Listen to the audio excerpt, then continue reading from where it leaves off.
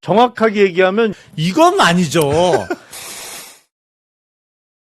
네, 매주 금요일에는 여의도 씬으로 여러분들 찾아뵙고 있죠. 오늘도 어김없이 국회 과방위원장 맡고 계신 더불어민주당 최민희 의원님 나오셨고요. 그리고 김용남 전 의원님 두 분 나오셨습니다. 어서 오십시오. 네, 안녕하세요. 네. 안녕하세요. 아유, 휴가 잘 다녀오셨어요? 아유, 죄송합니다. 지난주에 못 뵀어요. 네. 아유. 사흘 딱 쉬었는데 얼마나 욕을 먹었는지. 왜 욕을 먹어요? 이 대통령 저렇게 일 열심히 하고 있는데 기자 나부랭이가 무슨 휴가냐. 이래라. 진짜요? 네, 그런 비판 댓글이 있더라고요. 그래서 제가 그게 아니고 보고 싶어서. 진짜요? 예, 그렇다면 보고 네. 싶어서 그랬어요. 네. 열심히 하겠습니다. 네, 요새 저희가 많이 어려워요. 여러분들 많이 도와주시기 바랍니다. 그런 차원에서 저희가 광고 먼저 좀 소개하고 구체적인 말씀 듣도록 하겠습니다. 첫 번째 소개해드릴 광고는 천기 약도라지 진액고입니다. 풍부한 사포닌을 담은 천기 약도라지가 지친 여름 기력을 튼튼하게 채워드립니다. 사포닌의 끝판왕, 동의보감에도 나오는 귀한 원료죠. 그냥 도라지가 아닙니다. 올해 수확한 신선한 우리 농가의 약도라지를 가득 담았습니다. 6년근 인삼의 3배. 그렇구나. 놀라운 사포닌 파워.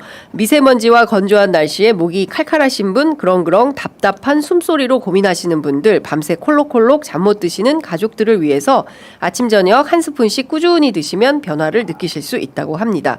구매자분들께서 올려주신 최근 리뷰인데요. 에어컨만 틀면 바로 목이 붓고 기침이 멈추질 않았는데 일주일 동안 먹으니 많이 좋아졌습니다. 이런 글 올려주셨고요. 기관지가 약해서 항상 목이 잘 붓는데 아플 때마다 상시 음용하고 있습니다. 이런 글 올려주시고 계십니다. 출시 후에 무려 10만 병 판매를 돌파했다고 해요. 저희 취재 편의점 통해서 100만 병 팔아야 되는데 노력해 보겠습니다. 그럼에도 불구하고 3년 전 가격 그대로 드립니다. 그리고 2+2 행사하고 있어요. 배송 메시지에 취재 편의점을 기재하시면 여기에 천연 오칠 프리미엄 스푼까지 사은품으로 함께 보내드리도록 하겠습니다. 이 도라지는 진짜 좋다고 신인규 변호사가 자기가 목이 아플 때마다 그냥 물 없이 스푼으로 막 그냥 통째로 퍼먹었더니 굉장히 좋아졌다 이런 증언을 하고 다니고 있습니다. 자, 두 번째 소개해드릴 광고는 대기업 광고가 들어왔어요. 어머. 샘표 밸런스. 와, 이 취재 편의점에. 아니 편의점의 지난주에도 대기업. 샘표 광고했던 거를 제가 그래요? 기억하는데요. 지난주에 없어가지고. 그러니까 그래서 몰랐네. 지난주에 예. 제가 그 광고하는 거 보면 드디어 이제 메이저에서 광고가 들어오는구나. 네, 딱 하나예요. 네, 여하튼 너무 감사합니다. 지금 소개해드릴 광고는 대기업 샘표 아시죠? 간장의 명브랜드 샘표의 밸런스죽 통 녹두 전복 삼계죽입니다. 드셔도 좋겠습니다. 네, 단백질은 더하고 당은 빼고 내 몸에 플러스 샘표 밸런스죽 한 끼 단백질 100% 충족.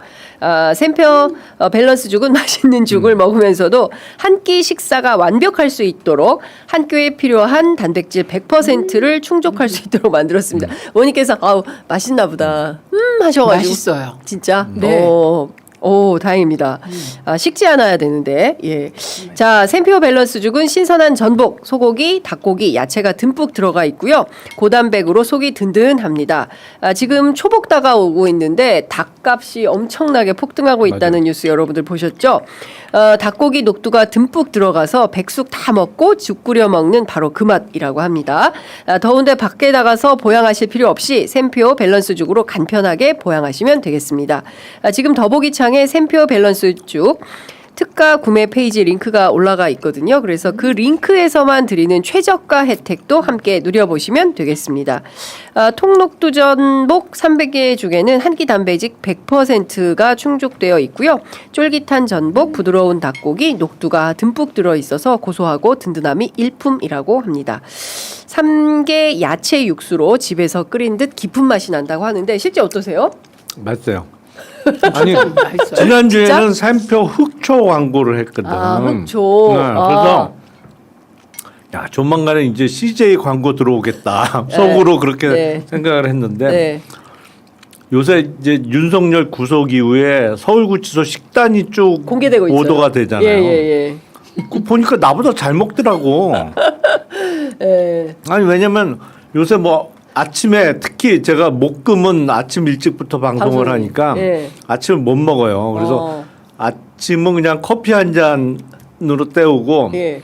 어제 같은 경우에 점심은 김밥 한 줄로 때웠거든요.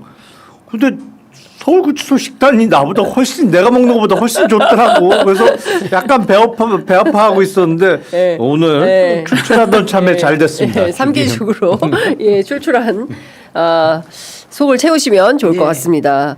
자, 의원님께서는 그 소리로 진짜 고래 맛있습니다. 소리로 예. 이게 제가 맛있는 걸 먹으면 맛있다 이게. 그러니까요. 예, 고래 소리로 다 모든 것을 표현해 주셨다 생각하겠습니다. 자, 본격적으로 저희가 얘기를 해 보도록 하겠습니다. 우선 사실 의원님 모시면 정말 여쭤보고 싶은 게 있었어요. 그 이름도 유명한 이진숙. 예. 여러분이 요즘 대통령께서 직접 전화하셨다면서요. 전화? 네, 아닌가? 텔레그램인가? 저 이진숙과 관련해서 본인의 입장이 이러하다라는 것을 좀 적극 그게 알려달라. 전화나 텔레그램이 아니고 네. 7월 1일 날 대통령께서 상임위원장단 만찬을 했어요. 아, 맞아요. 그래서 직접 그때 직접. 네, 직접. 예. 네. 근데 요새는 이준숙 얘기하면 헷갈려요. 두 사람이 그렇지. 있어서 교육부 어느 이준숙 장관 그 후보자 말고 방통위원장. 예. 네. 그래서 그때 직접 뵙고 말씀을 나눈 거고요. 네. 그리고 그건 저랑만 한 게 아니라 그 자리에 10명, 20명, 한 30명 정도 상임위원장 다니니까 간사까지 다 초청했어요. 그러니까 대통령께서는 어떻게든 의원들을 엮어서 한 번씩 일에 대한 얘기도 하고 또 얼굴도 보고 싶고 그렇지 않겠어요. 네, 네, 그러니까 이번처럼 의원들이 열심히 뛴 대선이 없거든요. 그러니까 만나보고 싶으셨던 것 같아요. 네. 그래서 이렇게 뭔가 그 무리를 지어서 만나고 계신데 상임위원장 다니니까 위원장과 간사 혹은 네. 저쪽이 위원장인 데는 간사를 부르셨어요. 예. 그러니까 숫자가 꽤 됐죠. 됐군요. 그 자리에서 말씀을 하신 거고요.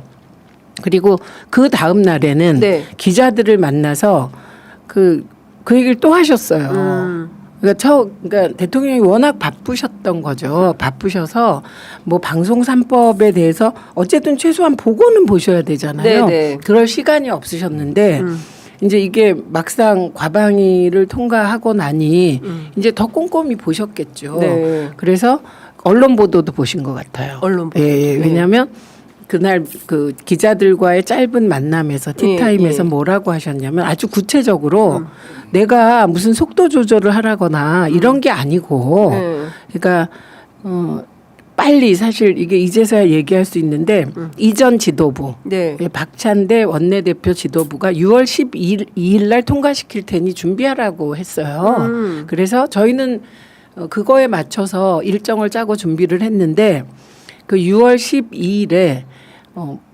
본회의를 못 열게 된 거예요. 네네네. 그래서 이제 미루게 된 거죠. 그러니까 근데 그때 본회의를 미루게 된 이유가 뭐 사실은 그 법 안에 지금 민영방송 노조들이 얘기하는 보도 기능이 있는 민영방송에 보도국장 임명 동의제를 주는 게 과방이 아니었어요. 네. 이게 다 알려진 얘기인데 그렇죠. 그런데 그 논의 과정에서 이렇게 확대하는 거는 곤란하다 이런 의견이 많았어요 당내에. 네. 그래서 저희가 과방위에서 다시 의논을 해서 그 부분은 그러면 좀 더 그 의견을 구해야 되잖아요. 예. 당내 의견을 안 구하고 과방위 혼자 갈 수는 없는 거예요. 그래서 그 부분을 빼고 YTN과 연합뉴스 TV까지 보도국장 임명 동의제를 하고 가게 된 거예요. 그러니까 시간이 좀 필요했고 내적으로도. 네. 그리고 그때 또 어떤 일이 있었냐면 국민의힘이 논의를 할 수 있겠다 이런 메시지를 논의하겠다 이렇게 온 거예요. 네. 그러니까 무시하고 갈 수가 없어서 법안 소위만 통과시킨 거거든요.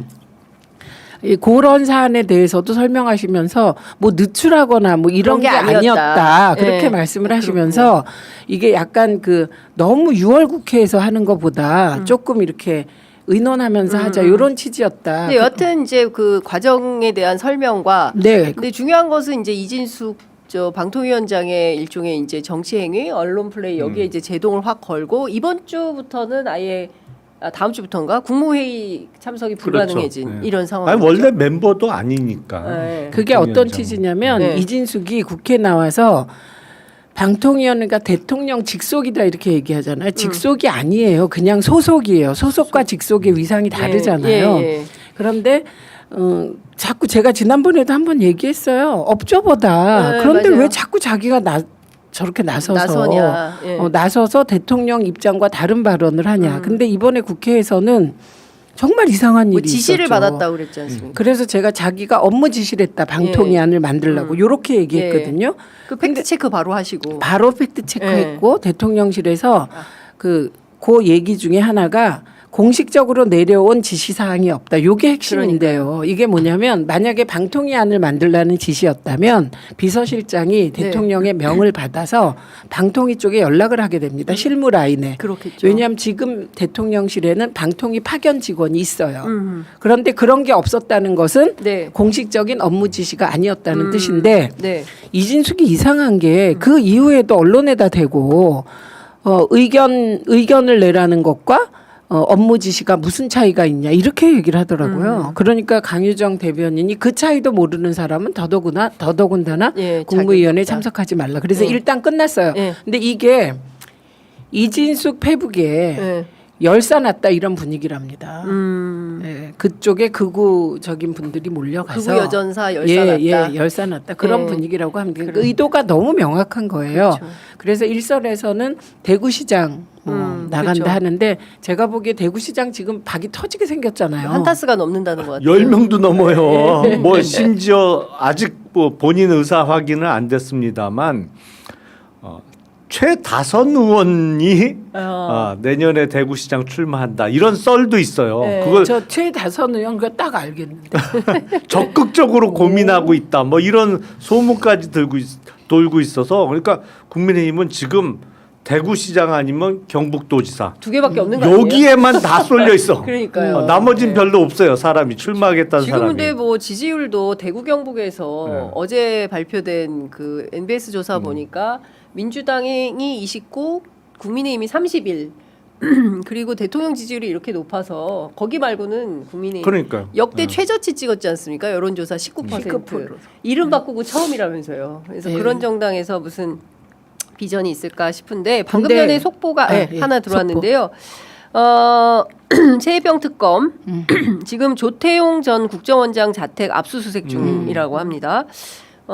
이제 그 어떤 관련성이 있는지에 대해서는 추가로 기사가 들어오면 조금 더 설명드리도록 하겠습니다. 어쨌든 특검이 굉장히 적극적으로 일을 하고 있다라는 생각이 좀 듭니다. 네. 그러니까 이준숙 파장은 이렇게 마무리된 걸로. 아니 근데 그거까지. 근데 이진숙이 그럼 대구시장이나 경북지사를 노리냐? 네. 저 그거 아니라고 생각하고요. 대구시장이나 경북지사를 나갈 듯이 해서 몸값을 올려서 그 다음 총선까지 이어가는 거죠. 그래서 만약에 방통위에서 나가면 극우 유튜버 돼서 네, 예. 자기 몸값을 올려서 국회 들어오는 게 목표일 겁니다. 국회의원 네. 하는 게 목표다. 네, 네. 그렇게 저는 봅니다. 네, 알겠습니다. 지켜보도록 하겠습니다. 아까 제가 이제 잠깐 말씀드렸는데 국민의힘은 최저치 찍고 민주당은 지지율이 이제 연일 상승세인 것 같습니다. 대통령 지지율도 65%를 찍었어요. 그러니까 전반적으로 70대에서도 이재명 정부에 대한 지지가 높다. 최민희 의원님 계속 웃고 계셔요. 아니. 너무 좋으셔서 이 그게 웃음을 감출 수가 없네. 이거 왜 안 잡아주세요 카메라로? 최민희 의원님 빨리 잡아주셔야 되는데 저 말고.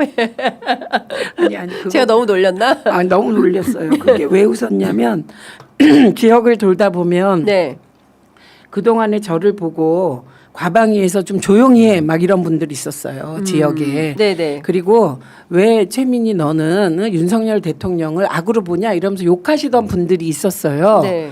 그분들 중에 세게 욕하시는 분이 있고 좀 덜 욕하시는 분들이 있었을 거 아니에요. 보수 중에. 네. 그런데 그 보수의 그러니까 왼쪽에 있는 분.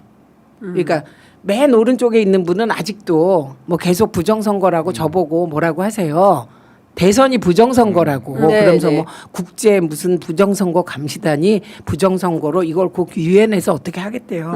그런 분은 계신데 그 오른쪽 중에 맨 왼쪽에 있는 분들이 저한테 이런 얘기를 하시니까요. 뭐라고 하냐면 자기는 솔직히 이쪽 저쪽 다 똑같고 그래서 기대를 안 했는데 이재명 대통령이 30일 지나고 보니 기대가 생겼다 나도 모르게. 그래서 웃었어요. 그 생각이 그러니까, 나서. 왜냐하면 예. 그 태도 변화가 너무하지 않아요? 예, 저보고 예. 막 과방위에서 그렇게 하지 말라고 막 저기 국힘 비판하고. 의원들한테 예의를 지키래요. 사실은 예의 없는 건 적힘이죠. 그러니까요. 맞는 말씀인데 네. 조금만 수정을 하자면 오른쪽에서 제일 왼쪽에 있는 사람은 저같이 이미 들어와 있습니다. 민주당. 그러네요. 네. 그러네. 네, 하여간 그 분위기가 굉장히 좋은데요. 한국갤럽 여론조사 방금 전에 발표가 됐는데 대통령 직무평가 현재 잘하고 있다 63, 잘못하고 있다 23, 그리고 긍정평가 이유가 뭐냐 자유응답으로 물었는데요. 경제 민생 15, 추진력 속도감 13, 소통 11 이렇게 나왔습니다. 정당 지지도 보겠습니다. 더불어민주당 43, 국민의힘 19 이렇게 나왔습니다. 전반적으로 보면 상당히 잘하고 있다. 예, 국민들이 세게 응원해주고 있는 분위기인 것 같아요. 요 국힘 지지율 19는 MBS하고 갤럽하고 똑같네요. 똑같은 수치가 예, 나온 그렇습니다. 거죠. 그리고 예. 23도 기억나는 숫자인데, 네. 그러니까 지금 그 국정 운영에 대한 부정 평가가 23% 나온 거잖아요. 이게 네. 이번 윤석열 재구속에 대해서 반대 여론도 23 나왔었어요. 네. 그러니까 요 23은 고정. 뭐랄까, 그 단단한 예, 그 고정층이다. 국정. 예. 예. 지금 제가 지역별 분포를 보니까 대구 경북에서도 이재명 대통령 잘하고 있다 55, 잘못하고 있다 29, 부울경도 똑같습니다. 대구 경북은 28이네요. 잘못하고 있다가 부산, 경남, 울산은 잘하고 있다 55, 잘못하고 있다 29 이렇게 나타났습니다. 세대별로도 전 세대가 고르게 이재명 대통령의 긍정평가율이 굉장히 높습니다. 70대 이상에서도 잘하고 있다 47, 잘못하고 있다 29 이렇게 나왔고요. 20대 18세에서 29세 사이도 잘하고 있다 47, 잘못하고 있다 28 그리고 40대에서는요. 잘하고 있다가 무려 83 잘못하고 있다 11 50대는 잘하고 있다 76, 잘못하고 있다 20 그러니까 30대, 40대, 50대가 세게 이재명 정부를 응원하고 칭찬하고 있습니다. 최근 분위기에서 네. 제가 고무적이라고 보는 것은 대선 때 소위 20대 남성의 민주당 지지율이 27%였어요. 이 대통령 지지율이. 근데 네. 그 부분도 바뀌었고요. 그리고 30대도 32%인가 3%였거든요. 네. 근데 그 30대가 대폭 올랐더라고요. 그러니까 민주당이 조금만 더 대통령을 뒷받침해 주면 네. 30대는 생활인들이잖아요. 네. 일단 다수가. 그래서 일단 좀 합리적인 이재명 대통령 지지로 많이 돌아설 것 같아서 네. 요 핵심이 부동산 대책이에요. 이번 그다음에 지금 여기 어떤 분이 우리 주식 얘기 좀 하자 기분 좋은. 네, 예, 그런데 주식 전문가, 예, 전문가 오민 계셔서. 씨, 예. 예, 그래서 이게 무슨 말이냐면 30대는 생활인이 된 분들이 많기 때문에 남성들이 예. 가장인 경우가 있기 때문에 부동산이나 주식 등 자기의 자산에 관심이 많다는 거예요. 그래서 이거를 뭐 이념적으로 접근하는 건 윤석열 스타일이고요. 우리는 좀 30대에게 이익을 주는 정책으로 네. 마음을 좀 잡았으면 합니다. 요 정당까지만 보고 네. 바로 이제 주식 얘기로 넘어가도록 하겠습니다. 자, 정당 지지도도 제가 사실 이거 못 보던 현상인데 대구 경북에서 더불어민주당 34, 와. 국민의힘 27, 어머. 예, 부울경에서 더불어민주당 36, 그리고 국민의힘 27. 전 지역이 다 더불어민주당이 셉니다. 광주 전라는 69% 지지하고 있고요. 서울 41, 인천 경기 44. 그러니까 전 지역이 고르게 더불어민주당에 대해서 상당히 응원하고 있고 제가 보면은 지금 보수 유권자들은 23%가 더불어민주당, 47%가 국민의힘을 지지합니다. 중도는 45%가 더불어민주당, 11%가 국민의힘을 지지하고 있고요. 이런 내용을 종합을 해보면 정부와 여당에 국민들이 상당히 응원의 박수를 보내고 있다 이런 평가가 가능할 것 같고요. 앞서 이제 의원님께서 부동산 말씀하셔서 그 얘기만 잠깐 소개해드리겠습니다. 갤럽 조사인데요. 향후 1년간 집값이 오를 것이다 42, 내릴 것이다 27, 변하지 않을 것이다 20 이렇게 분포가 되었습니다. 주식 얘기할까요? 아니 부동산도 얘기부터 할까요? 네. 사실은 그 수도권에 6억 원 그 대출 상한. 네. 캡을 예. 씌운 게 그러니까 계산을 이렇게 하시면 됩니다. 사실은 그 6억을 대출을 받잖아요. 그럼 요새는 그 이자만 낼 수 없어요. 주택담보대출은 다 원리금 분할 상환인데 네. 이게 최장 50년짜리 상품까지 나왔다가 지금 30년이 맥시멈으로 줄였잖아요. 네. 그래서 이게 원리금 30년 분할 상환으로 대출을 받게 되면 대략 어느 정도 나오냐면 매달 300만 원 가까운 돈을 그 갚아야 돼요. 원리금 분할 상환을. 네. 그러니까 이른바 중산층까지가 거의 맥시멈인 거예요. 왜냐면 한 달에 300만 원을 원리금을 상환하면 나머지로 생활을 해야 되잖아요. 그러니까 웬만한 고소득층 아니면 사실상 대출 제한이 없더라도 이걸 풀어주더라도 현실적으로 가장 많이 대출을 끌어당길 수 있는 정도가 6억 원 정도예요. 사실은 한 달에 뭐 7,800만 원을 그 상환할 수는 없잖아요. 그렇죠. 월급이 500만 원인 사람이 어떻게 700만 원 원리금 상환을 해? 그건 맞습니다. 불가능한 거고. 예. 그러니까 300만 원 정도가 거의 상한인 거예요. 그러니까 대출 규제로 6억 원 캡을 씌운다고 하더라도 이것 때문에 영향을 받는 사람은 극히 소수일 수밖에 없어요. 왜냐면 대출 규제를 풀어줘도 6억 원 이상은 내가 받을 수가 없어. 갚을 능력이 안 되기 때문에. 네. 그래서 뭐랄까요? 그래서 지지가 훨씬 높아지는 거죠. 네. 그러니까요. 그러니까 지금 강남 3구나 뭐 급등 지역에 이른바 거기는 이제 살만한 아파트가 50억 정도는 줘야 되니까 네. 그런 아파트를 구입하려고 했던 분들은 타격이 좀 있겠습니다만 전체적으로 몇 퍼센트 되겠어요? 전 국민을 놓고 볼 때 네. 나머지는 불만이 없는 거예요. 대출 규제에 대해서. 근데 이번에 네. 제가 본 게 그동안은 대출 규제를 하면 되게 제1금융권만 하지 않아요. 근데 이번에 발표해서 제가 이렇게 본 거는 전 금융권에 다 해당된다. 이금융권도 포함되는 거죠. 네, 그게 그 점이 저한테는 좀 이게 왜 들어가 있지 그랬거든요. 그 의미가 큰 거죠. 그럼요. 네. 근데 어쨌든 지금 그 대출 규제 그러니까 6억 근데 6억을 대출을 안 한다 50억짜리 집을 살 수가 있나? 아니 그러니까 그거는 지금 거래가 올 스톱돼 있죠. 거래가 네, 알겠습니다. 그리고 전세 오늘 끼고 산다 이거예요. 전세 끼고 네. 아유.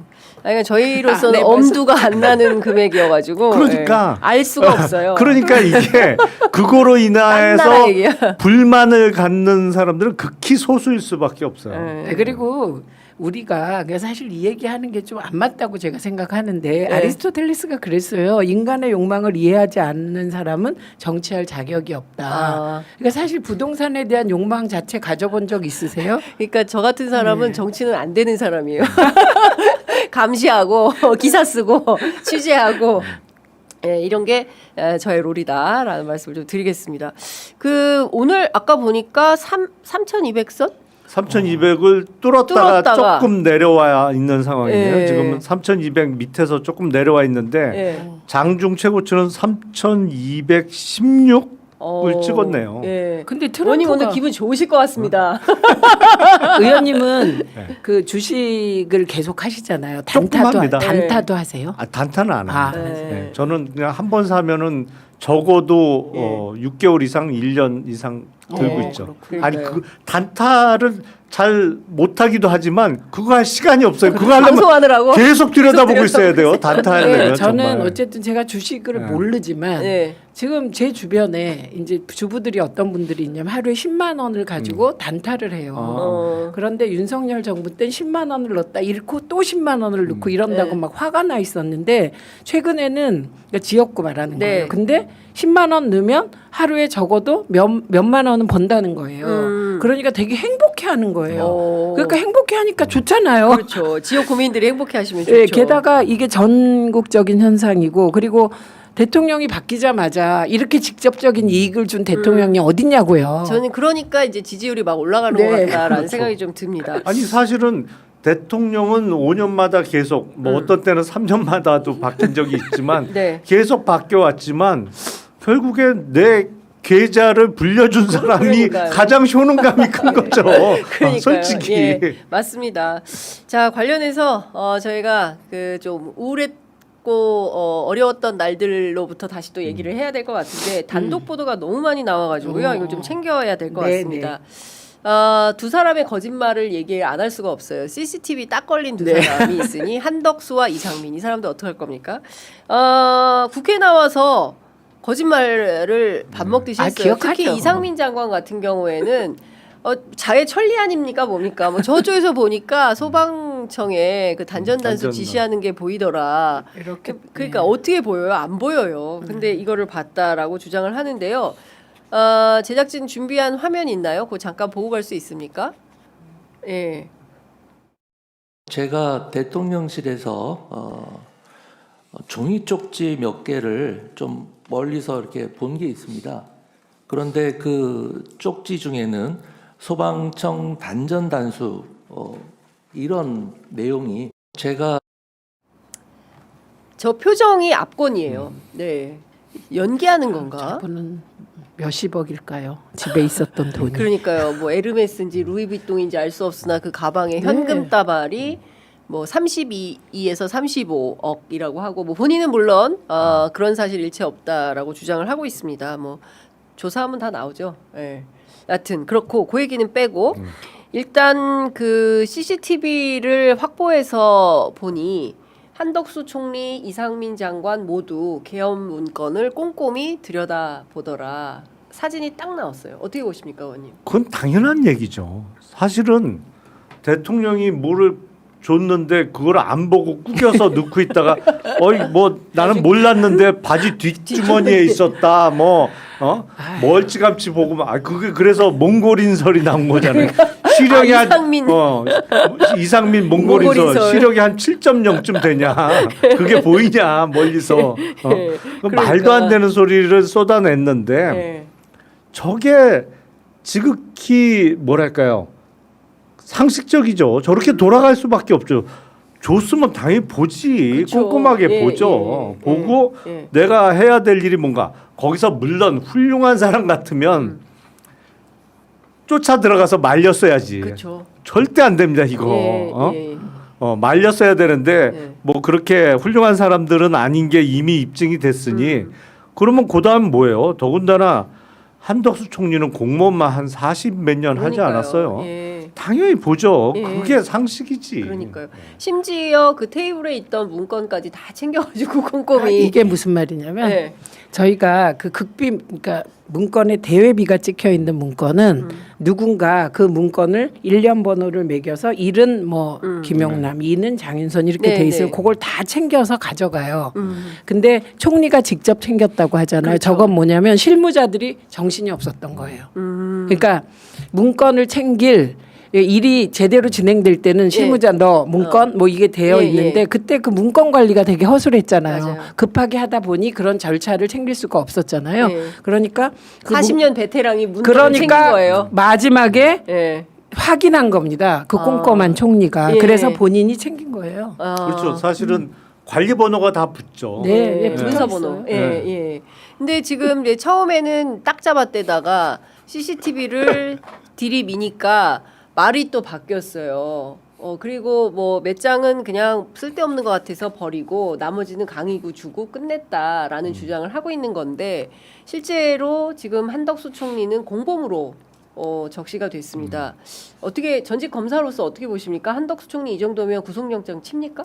아니 사안이 워낙 중해서 사실은 이게 내란이잖아요. 그렇습니다. 그래서 웬만한 공범들은 다 구속되는 게 맞죠. 그래서 지금 군 장성들 중에 사령관급은 대부분 구속이 되어 있는 상태인 것이고 근데 수사가 전혀 이 국무위원 쪽은 제대로 이루어진 적이 없다 보니까 이쪽에서는 아직 구속자가 안 나왔습니다만 국무위원들 중에서도 구속자가 나올 수밖에 없는 것이고 나온다면 글쎄요. 이상민 장관 같은 경우에는 모의 단계부터 같이 했느냐를 좀 따져봐야 되겠습니다만 어쨌든 12월 3일 비상계엄 선포 전후로 해서 가장 책임이 큰 사람은 한덕수 당시 총리일 수밖에 없는 거죠. 그러니까 구속 가능성이 높다고 봐야겠죠. 그 사실은 최상목 부총리도 8번 받았잖아요. 네, 예. 말만치 않죠. 그렇죠. 네. 그런데 최상목 부총리는 지금 뭐 불러서 조사한다는 소리가 하나도 없어서 곧 조사하겠죠. 왜냐하면 예. 최상목도 주머니에 구겨 넣었다 그랬던가. 예. 뭐 이렇게 그렇죠. 보지 세 않고. 번 접어서 네. 넣었다는 거 아니에요? 그러니까 근데 빳빳한 게 나온 거잖아요. 증거는. 뿐만 아니라 거기는 네. 더 핵심적인 구체적인 내용들. 예, 국회 돈줄을 그렇죠. 끊어. 예. 그다음에 새 돈줄 만들어. 예. 그다음에 국가보위 입법회의 같은 거 그거 예. 해 구상해. 그랬기 때문에 핵심 지시한 거잖아요. 예. 그렇기 때문에 거기도 곧 조사를 할 수사할 겁니다. 거다. 최상목 당시 경제부총리는 그 지시문을 받고 바로 F4 회의를 했잖아요. 예. 금융 관련된. 예. 그래서 사실은 F4 멤버들은 다 조사 대상일 수밖에 없어요. 네. 하는 총재 포함해서. 이창용 하는 총재를 그렇죠. 포함해서 예. 그 참석 대상이 딱 4명이잖아요. 그렇죠. 최상목 경제부총리, 예. 이창용 하는 총재, 예. 김병환 금융위원장, 예. 그리고 당시 이복현 금감원장. 금감원장. 예. 그런데 이 이복현 금감원장은 그 전에 11월 26일 날 있었던 안가 회의에도 참석을 했단 말이에요. 맞아요. 예. 어? 예. 그때도 김주현 민정수석, 박성재 법무부 장관, 이복현 금감원장 그리고 뜬금없이 한기정 공정거래위원장이 참석을 했단 예, 말이에요. 예. 이것도 저는 정말 궁금해요. 이 공정위원장이 너무 이상해요. 이 그렇죠. 공정위원장 같은 경우에는 지금 IMS 모빌리티 하고도 연관이 돼 있지 않을까라는 생각이 드는 거죠. 왜냐하면 그때 당시 카카오 모빌리티의 그 조사를 받고 있던 국면이고 IMS 모빌리티와 관련해서는 김건희는 또 뺄 수가 없는 이슈가 되는 것이고, 그러니까 이게 다 엮여 있어요. 예, 다 엮여 있고 가다 보면 김건희와 만날 수밖에 없는 이런 상황이 아닌가 싶거든요. 왜 우리가 북한강과 남한강이 만나는 곳이 양술이잖아요. 양쪽에 물이 만나는 데가 양술이잖아요. 네. 이번 수사는 삼술이에요. 삼술이? 삼술이. 아, 특검은 세 개지만 네. 세 개의 물줄기가 결국에서 한 군데서 만나. 삼수리. 가면 김건희야. 삼수리 김건희. 삼술이 수사예요. 이번 근데 수사는. 오늘 이제 여러 그 예. 보도를 보면서 예. 김건희가 구속 안 될 것이다 될 것이다 막 서로 의견이 갈리더라고요. 그래요? 예. 근데 저는 구속될 거라고 봅니다. 예. 예를 들면 구속이 안 된다고 보는 안 사람이 된다는 있어요? 근거는 뭐예요? 뭐예요? 그런 분도 계시더라고요. 아, 근데 진짜요? 예를 들면 도이치모터스 주가 조작 사건으로 구속되냐 안 되냐 이런 걸 따질 일이 아니라는 거죠. 저는 예. 지금 말씀하셨듯이 예. 양평 고속도로 쭉 타고 들어갔는데 예. 김건희 예, 그렇죠. 예. 자기 저기 권한도 없으면서 뭐 대통령을 통해서 예. 그다음에 뭐 원희룡을 통해서 개입했으면 이것도 구속감. 그렇죠. 네, 국가 예. 정책 자체를 예. 사익에 의해서 바꾼 거잖아요. 예. 그리고 건진법사 관련해서도 저는 뭐 세계 저기 뭐야 그 통일교 관련한 로비 의혹도 쭉 가서 거의 다 나온 거 아니에요. 그렇죠. 그 예. 신발 250mm 사이즈로 명품백을 그러니까. 바꿨다는 것까지 나왔으면 예, 예. 그거는 금품 수수 그렇죠. 네, 뇌물이죠 사실은. 그러니까 사실상 본질은 뇌물인 것 같아요. 그 뇌물 의율이 될지는 의원님이 따지시겠지만 예. 그다음에 예를 영부인과 관련해서 제일 어려운 문제죠. 그렇죠. 그게 어렵죠. 예. 그런데 예를 들면 뇌물을 받았다. 그랬을 때 그 뇌물임이 입증되면 뇌물이라고 판단할 수 있다면 그건 대통령의 권력을 아내가 활용해서 뇌물되는 거잖아요. 그러면 저희 상식적으로 우리는 그럼 당연히 구속이지. 그렇죠. 뿐만 아니라 소위 삼부토건 관련해서도 1부, 2부, 3부 최혜병 때 네. 이종호 지금은 네. 사라졌지만 예. 한두 개가 아닌 거예요. 그다음에 공천 개입 윤상현 탈탈 털었잖아요. 네. 그럼 윤상현만 털면 안 되죠. 정진석이 예. 예. 그렇죠. 다 털다 정진석도 보면 지금 피의자가 거기가 판이 훨씬 큰데요. 그렇죠. 그래 지금 작은 판부터 시작한 한 것 거다. 같아요. 예. 그래서 저는 구속 안 될 수가 없다고 보는데 어떻게 보세요?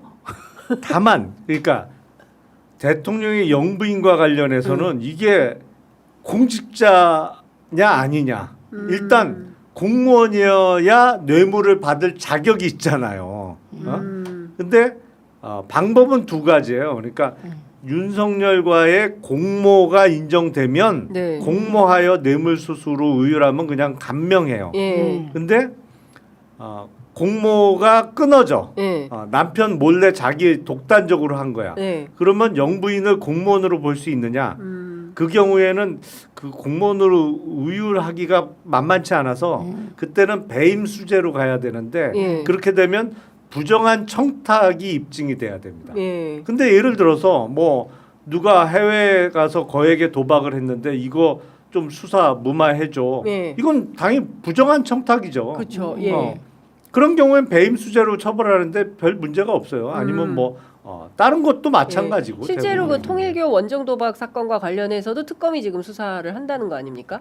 예, 그거를 좀 무마를 해줬다는 흔적이나 단서가 나오면 그런 걸로도 예를 들어서 이유를 이제 알 뭐 수 있다. 수사 무마 부탁을 받고 예. 뭐 그러면서 명품이 됐던 뭐가 됐던 받았다. 네. 그러면 배임 수재가 되는 거죠. 그렇죠. 그 경우에 공무원이 아니더라도. 예. 근데 진짜 영부인의 지위를 공적으로 해야 되는 건지 아니 그냥 이참에 아예 공무원으로 의제해야 되는 거 아니에요? 의제로 만들어야 된다. 예, 차라리. 간주 이렇게 그냥. 그러니까 예, 근데 미국처럼 그 쉽지 않아, 그러려면 근데. 그동안의 영부인들이 너무 억울하실 것 같은 게 사실 이런 사람이 없었어요. 예, 그렇죠. 그렇죠. 예, 예. 그리고 다들 조용히 내조했고 김혜경 여사 보세요. 정말 꼭 필요한 내조를 조용히 하시잖아요. 이게 일반적인 형태였죠. 유경수 여사도 사실 뭐 대통령께는 개인적으로 뭐라고 했는지 모르지만 그렇게 나서 가지고 막 무슨 지금 그 집사 게이트 네네. 184억이죠. 네. 지금까지 나온 게 네. 그 김건희 집사 게이트잖아요. 그렇죠. 예. 이런 사람이 사실 없었죠. 예. 그래서 이순자. 근데 이순자 그래도 이 정도는 이 아니었던 정도는 것 같은데. 아니었죠. V0라는 말이 없었어요 없었죠, 그때는. 그때는. 예, 그래서 제가 그 청탁금지법 소위 김영란법에 영부인은 대통령과 똑같이 의율하는 법을 내놨어요 이미. 네. 예, 그런데 이게 청탁금지법엔 해당되잖아요. 쉽게 사람들이 그거는 될 것 같아. 근데 청탁금지법은 이제 형량이 조금 약하죠. 약해서 예. 그런데 이거를 지금 다른 다른 형사상의 범죄 혐의가 있는 곳에 다 적용하려면 이거는 좀 우리는 하고 싶지만 논쟁이 세게 붙을 그렇죠. 사안이에요. 네, 그게 법리적으로도 조금 문제가 있을 수밖에 예. 없어요. 아니 근데 일단 뭐 이제 의원님 뭐 댓글창에 보니까 삼술이 너무 좋았어요. 뭐 이런 평가들이 있는데 삼술이 너무 좋아요. 아니 근데 지금 보면 다 엮여 있어요. 최혜병 그렇죠. 특검이면 네. 최혜병 특검, 뭐 김건희 특검은 뭐 본인이 주인공이고, 그 다음에 내란 특검도 마찬가지일 거 그렇죠. 아니겠습니까? 그리고 그 비화폰을 받아가지고 온갖 군데 다 그리고 아예 알려줬다는 거잖아요. 네. 공직자들한테. 김건희 번호는 이거니까 잘 받아라. 잘 받아라 이렇게 이제 메시지까지 갔다는 거니까 그 전화로 무슨 일이 오고 갔는지 특히 국정원장과 주고받았다는 문자 계엄. 메시지는 뭔지 이런 것은 너무 궁금하지 않습니까? 근데 그런 걸 종합하면 구속되지 않고 빠져나갈 수 있을까? 이거 아니, 불가하다. 그러니까 저는 그런 생각이 드는데요. 구속 안 된다는 견해가 대단히 궁금한데 그러니까요. 어떤 무슨 사람인지 근거로 매우 궁금하다. 구속이 안 된다고 혹시 볼 서정우 수 있지? 변호사 아니에요? 아니에요. 근데 어쨌든 이런저런 논쟁을 막 하는데 그 네. 과정에서 영부인이 아무 권한이 없는데 불법을 저질렀어요. 이럴 경우 이게 과연 구속 사유가 되냐부터 막 논란이 많아서 저는 의외로 민주당 진짜 스펙트럼이 굉장히 넓어요. 굉장히 넓은 것 같아요. 뭐로 가도 갑니다. 네, 저는 뭐로 가도 간다. 김건희 구속된다에 100표. 예. 아니 한 표밖에 없지 한 아니 표. 더군다나 김건희 노상원 간의 통화도 그렇습니다. 있잖아요. 네. 비화폰으로. 예. 근데 노상원은 사실 내란 외에 뭐가 있어요? 노상원은. 그렇죠. 노상원은 딱 내란이죠. 네. 내란과 무속이죠. 그리고 또 한 명 김태효. 김태효. 저희가 계속 지금 아쉽다고 얘기한 게 예. 이게 내란이라는 게 비상계엄이라는 게 대통령이 뻥 터뜨릴 수가 없어요. 그날 당일날 문건 써준 놈, 자, 그럼요. 문건 써준 자, 예. 그리고 그 문건의 내용을 최종 컨펌한 자, 예. 그게 대통령이 아닐 거라고요. 음. 그래서 용산의 대통령실의 내란 기획자들에 대한 수사가 전혀 이루어지지 않았다. 네. 네, 저는 곧 기억 티읕이 나올 거라고 봅니다. 기억 히읗 누굽니까? 김태효인데요. 김태효. 아니 지금 제가 댓글에 노영희 변호사가 구속이 쉽지 않다라고 얘기를 했다고 그래요? 그렇게 얘기하네요. 오늘 겸공에서 노영희 변호사가 그렇게 얘기했다라고 댓글창에는 나오는데 글쎄 제가 보기에는 모르겠어요. 제가 잘 쓰는 표현으로 김건희 구속도 49입니다. 99.99. 49 예, 99.99 예. 어머니 오늘 뭐 내가 보기에는 삼수리, 예, 삼수리 49 제가 보기에 오늘 그 방송 천재. 예, 드림 연구소가 상당히 오늘 발동하는 날이다. 오늘 드림 연구소 세게 일하는 날이다라는 그렇습니다. 생각이 좀 듭니다. 왜냐하면 저는 김건희 100% 구속 확신합니다. 이렇게 말하잖아요. 네. 그거를 49 이렇게 딱 49. 얘기하니까 저는 49 아이, 그래서 이런 거 연구해야 됩니다. 네, 네. 방송인의 좋습니다. 자질을 확실히 네. 갖추고 계시다라는 생각이 좀 듭니다.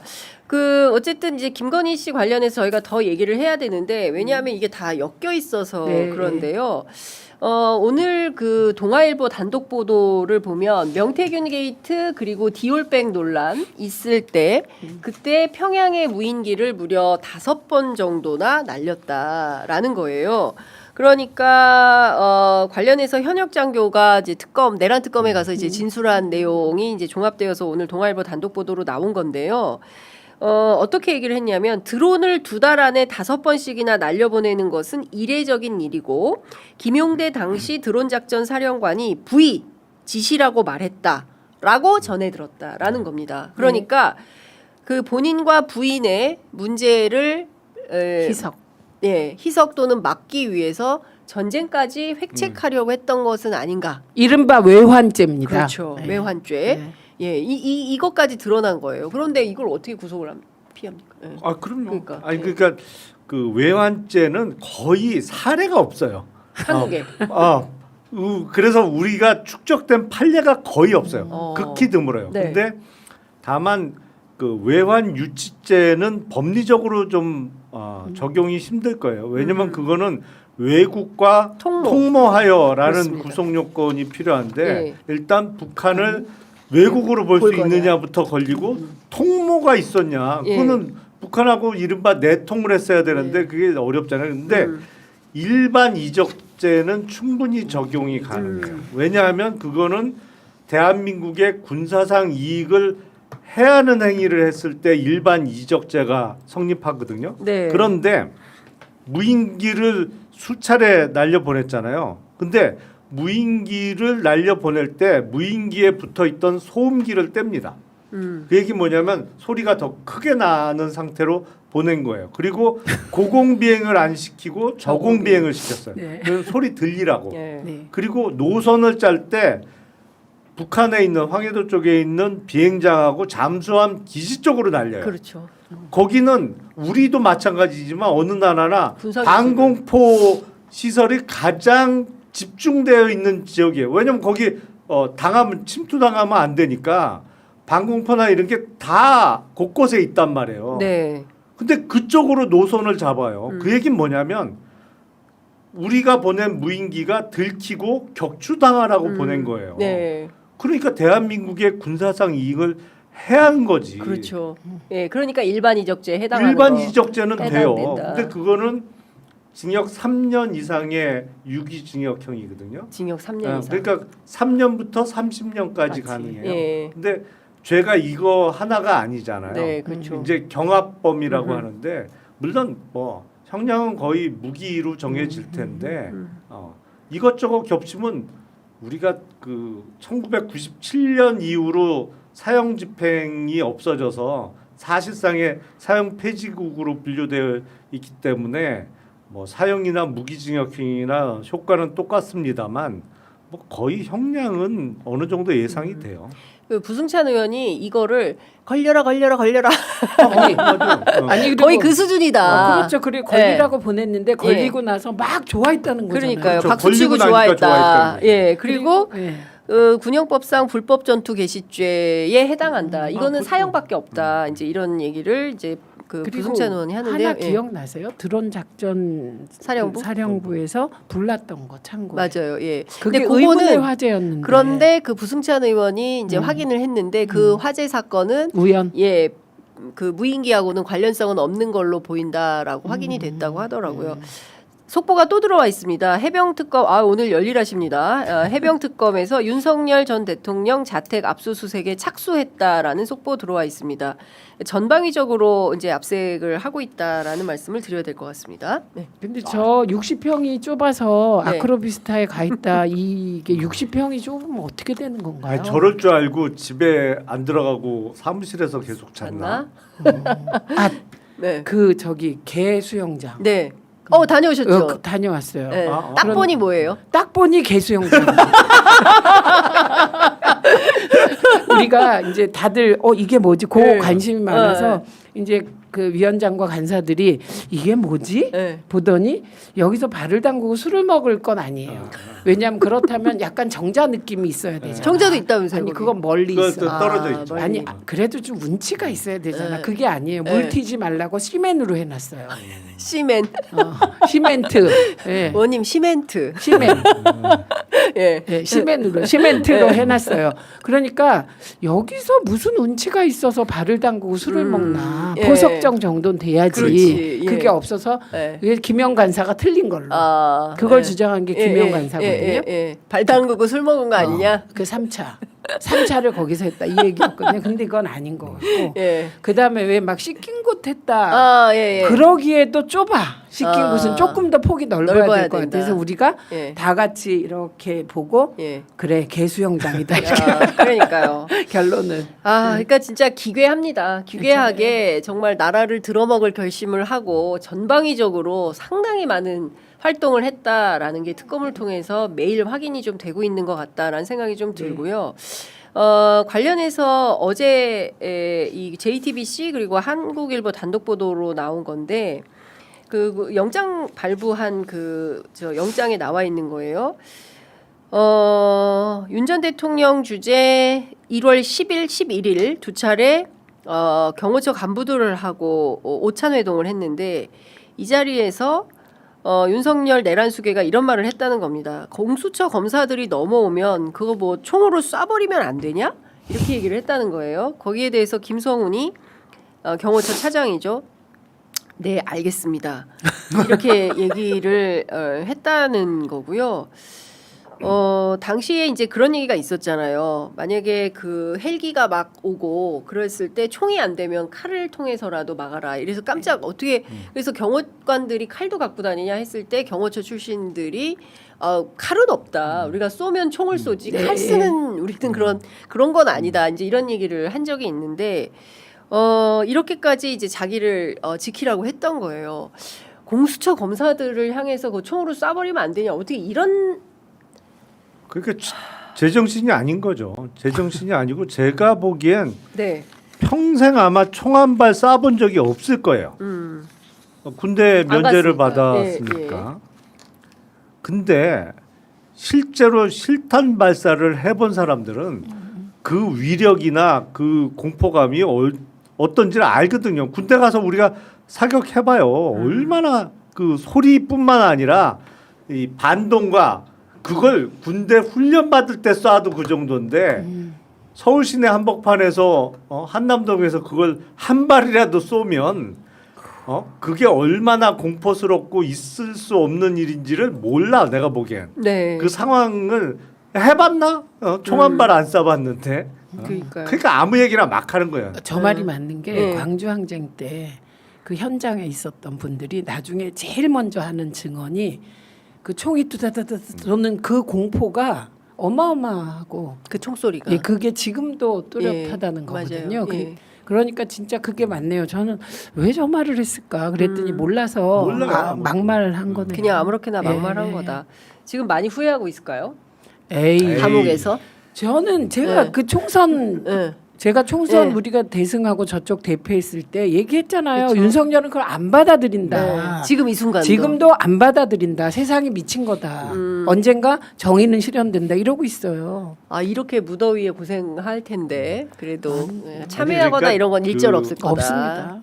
교정 교화가 네. 대단히 힘든 타입이죠. 그러니까. 세 번째 오늘.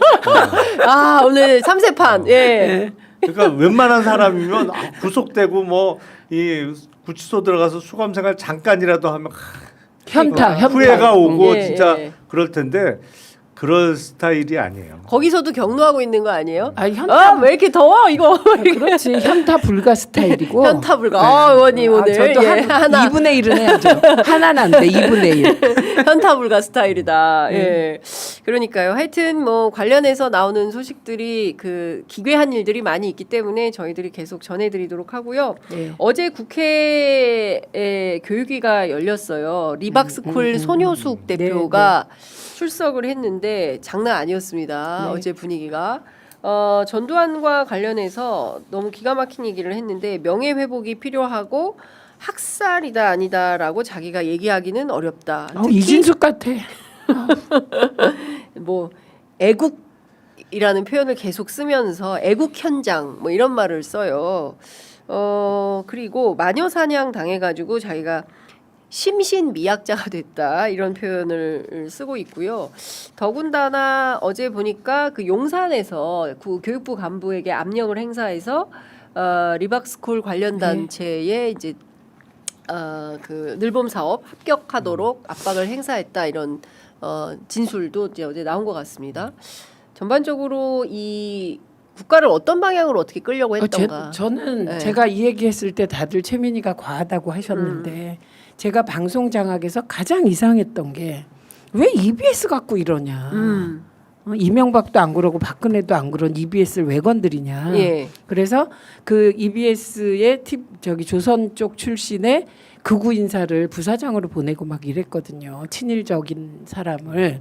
그런데 이게 국가 전체의 대개조. 네. 그리고 특히 일본에 대한 태도부터 고치고 이게 뭐냐면 우리나라 보수의 뿌리가 친일이고요. 그다음에 반공이고요. 극단적 반공. 예, 저도 반공이지만 지금. 근데 그런 뿌리기 때문에 이와 관련된 그 인사들을 전부 명예회복 복권시키려고 했던 거예요.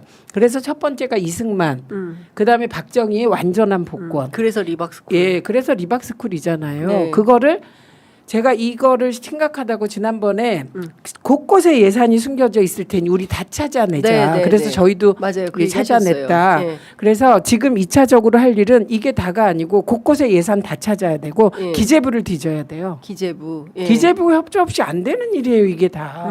예산. 예, 그래서 이건 정말 친일적 국가 대개조, 극단적 반공적 국가 대개조가 누군가의 기획 속에서 예. 쫙 이루어진 거라고 저는 본다고 계속 얘기했어요. 예, 그리고 방송 장악이 이거 EBS 건드리는 내용을 보니 이건 그냥 장악이 아니다. 네. 그리고 이진숙의 핵심 문제가 뭐였냐면 예. 다 드러난 게 위안부가 강제적이냐 자발적이냐 그랬을 때 계속 말꼬리를 흐려요. 예. 어제 그 저 김모 씨도 나서 계속 그러더라고. 그 전두환에 대하여 손효숙. 예. 손효숙도 계속 그러더라고. 예. 태도가 이진숙하고 너무 똑같은 거예요. 근데 그게 누구의 태도냐?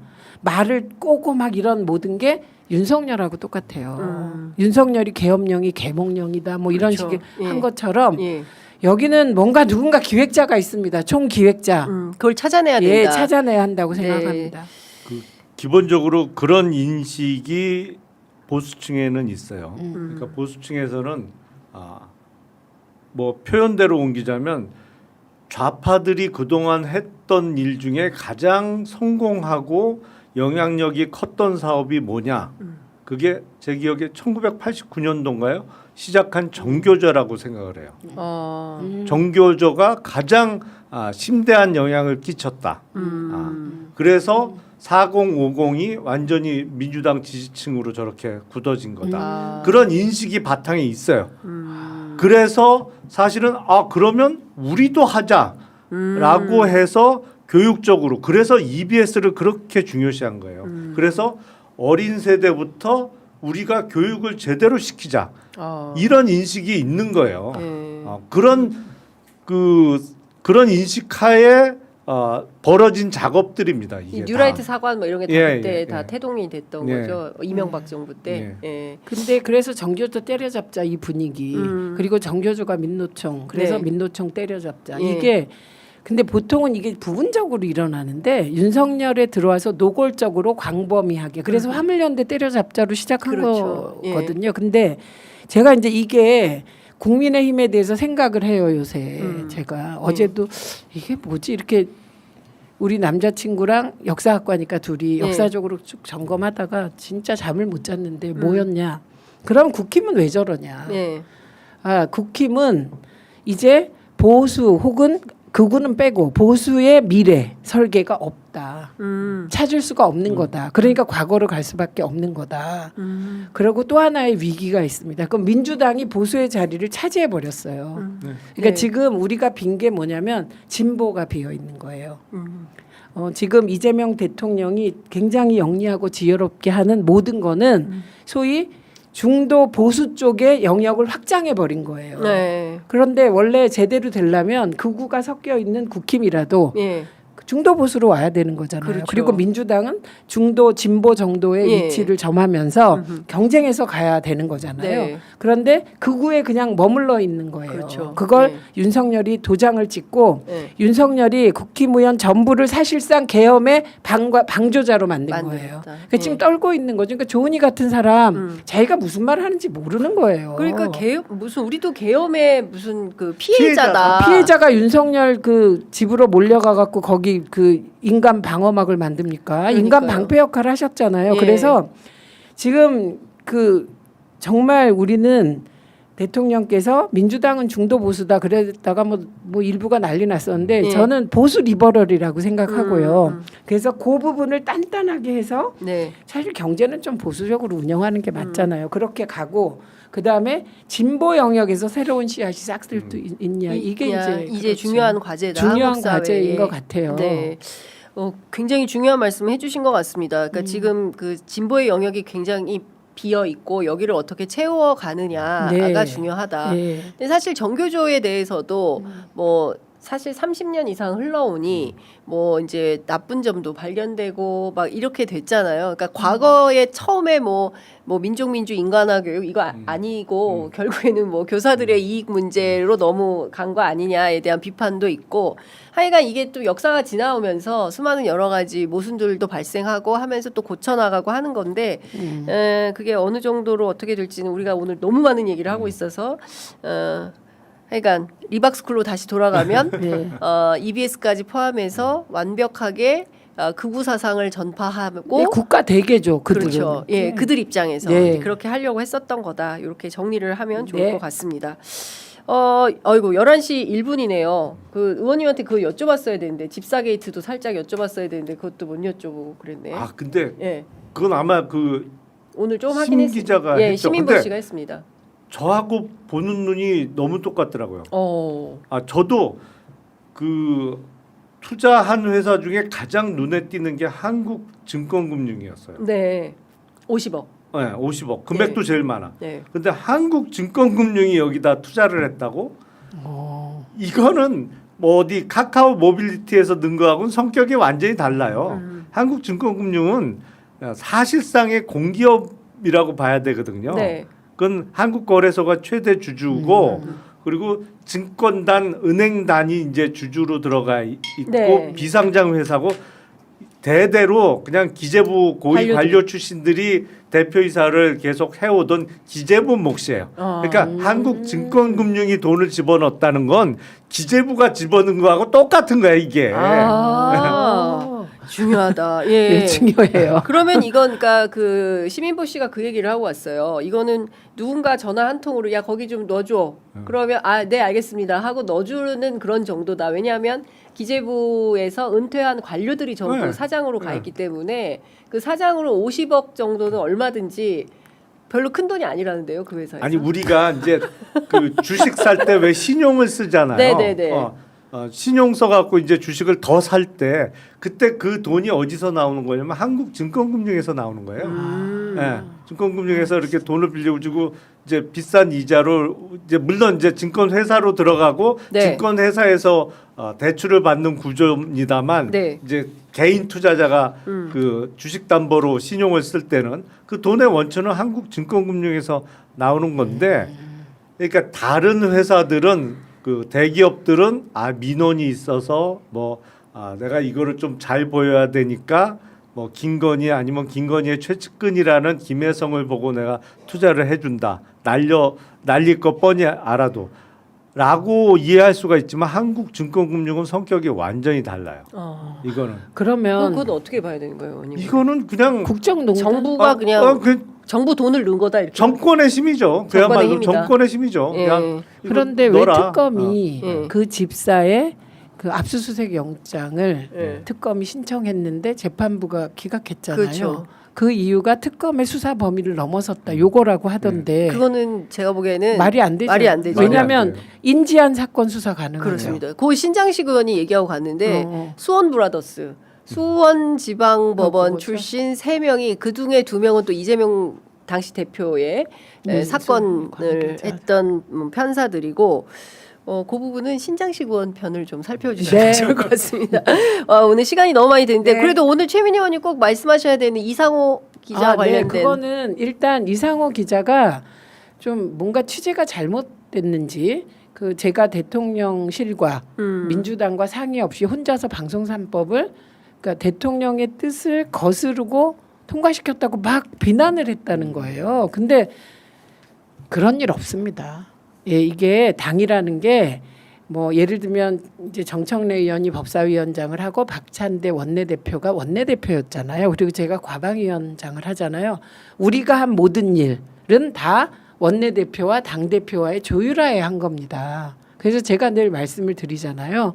과방위원들이 역할을 잘한 건 그 당대표 이재명 당대표와 박찬대 대표가 우리 이 구성을 잘해줬기 때문이다. 그리고 우리는 충실히 역할을 한 거다. 이렇게 얘기했듯이 우리 여당 됐잖아요. 그래서 제가 지난번에 여당 되니까 너무 힘들다고 헉헉대고 왔잖아요. 맞아요. 예. 너무 많은 사람을 만나야 되고 한 명 한 명 만나서 다 내용을 조율해야 되더라.